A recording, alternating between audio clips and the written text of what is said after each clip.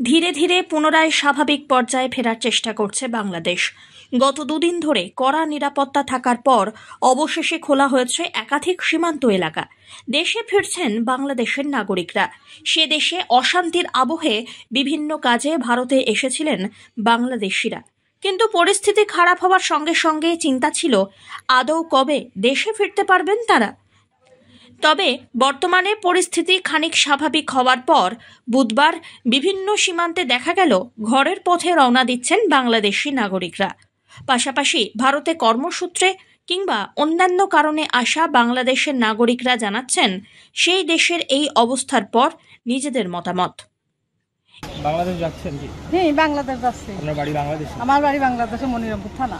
আচ্ছা, ওখানকার পরিস্থিতি কিছু খবর পেয়েছেন? হ্যাঁ, ওখান থেকে খবর পাইছি, অবস্থা তো ভয়ানক খারাপ। আপনার এলাকায় কি পরিস্থিতি, কি খবর? আমার এলাকায়ও ভাঙচুর হচ্ছে, মানে আমরা 96। ওখানে কি কি খবর পেয়েছেন, কেমন ওখানে পরিস্থিতি? ওখানে পরিস্থিতি অবস্থা ভালো না। কি কি হচ্ছে? পুলিশ প্রশাসন কেমন কি সাহায্য? এমনি তো এই যে এখানে বসে বসে দেখতেছি, আসলে ভয়ানক খারাপ। মারধর করতেছে, গরু বছর নিয়ে যাচ্ছে। এই আগে রাত্রি গরু বছর নিয়ে গেছে মনিরামপুর থানার ওই জায়গায়। গ্রামের মধ্যে ঢুকিয়ে, আমাদের বাড়ি তো গ্রামের মধ্যে ঢুকিয়ে গরু নিয়ে গেছে 3টেই। বাংলাদেশ থেকে? হ্যাঁ, বাংলাদেশ চাচ্ছে। বাংলাদেশে বাড়ি আপনার? জি, বাংলাদেশ। আচ্ছা, ওখানকার পরিস্থিতি কেমন কি যদি আপনাদের একটু জানান? বর্তমানে ভালো না। কি কি দেখলেন? ওই সব মারপিট করছে, আমাদের প্রধানমন্ত্রী দেশ ছিঁড়েছে, তাই নিয়ে সব গন্ডগোল ঝামেলা। আপনি কোথা থেকে আসছেন? আমার বাড়ি পুটখালির পরে। ওখানের পরিস্থিতি কেমন? ওখানে কেমন কি গন্ডগোলের কি আজ পড়েছে কোনো? আজকের খবর ভাই বলতে পারবো না। 5 তারিখে শেখ হাসিনা পদত্যাগ করার পরে আর তার আগের পরিস্থিতি কেমন যদি একটু আমাদের জানান। আগের পরিস্থিতি মানে ধরো ওই বিএনপির লোকেরা, ওই সব আমলিকের লোকেদের মারপিট করছে।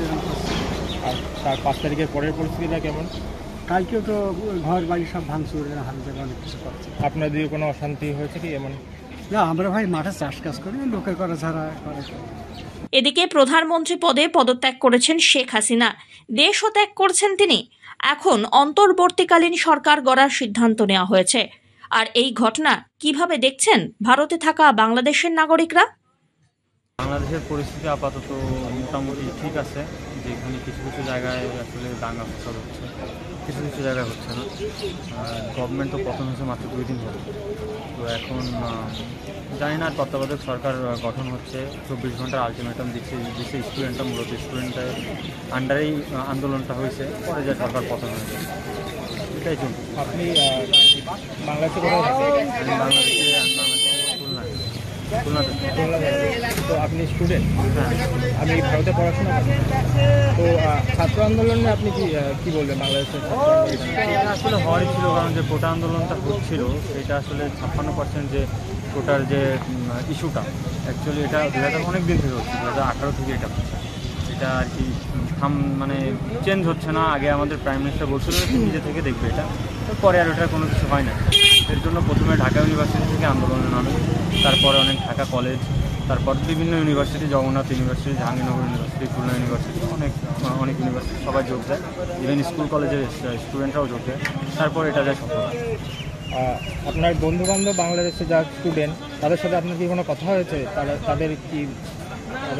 তাদের মতবাদটা এটাই যে যেটা হয়েছে ঠিক হয়েছে, আর এমন না যে খারাপ হয়েছে। তবে হ্যাঁ, ঠিক আছে, সব কিছু ঠিক আছে। দাঙ্গা ফসল একটু বেশি হয়েছে। আমি এখানে কোথায় পড়াশোনা করছি? আমি এখানে দিল্লিতে। কি নিয়ে পড়াশোনা? এদিকে পড়ুয়াদের আর্জি মেনে বাংলাদেশে অন্তর্বর্তীকালীন সরকারের প্রধান হতে চলেছেন Nobel laureate Muhammad Yunus. Nobel জয়ী বর্তমানে প্যারিসে রয়েছেন। বৃহস্পতিবার তিনি বাংলাদেশ ফিরতেই শপথ গ্রহণ করবেন বলে খবর। দেশে শেখ হাসিনা সরকারের পতনের পর যে শূন্যস্থান তৈরি হয়েছে তা পূরণ করতে নতুন নেতৃত্বকে এখন থেকেই প্রস্তুত হতে হবে, এমনটাই মূলত মত নোবেল জয়ী অর্থনীতিবিদের। Bureau report, one India Bangla.